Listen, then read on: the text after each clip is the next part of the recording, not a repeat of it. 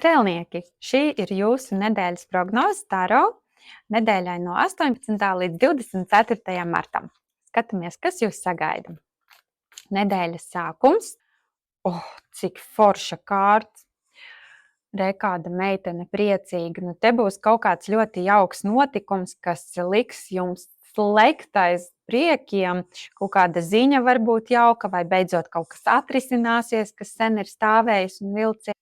Šī ir jūtu kārts, ka jums pilnīgi jūtas plūdīs pāri malām no prieka.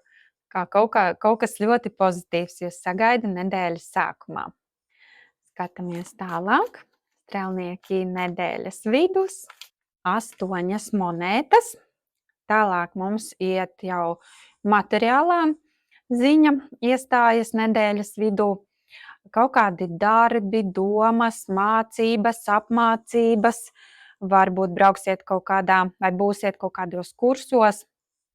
Varbūt nāksies līdz vēlākam vakaram pastrādāt, kur tur mums ir svecītes, grāmatas.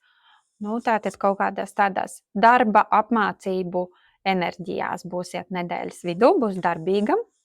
Otra puse. 8 kausi. Šeit jūs izlemsiet kaut ko atstāt, aiziet uz kaut kādu labāku vietu, labāku ideju.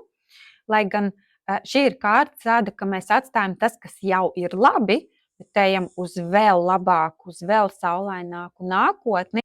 Tā kā kaut kāds lēmums varbūt būs nomainīt sporta klubu kaut vai uz labāku, vai kaut ko nomainīt uz augstākas kvalitātes, nomainīt uz labāku speciālistu. Kā kaut kas šāds te būs nedēļas nogalē.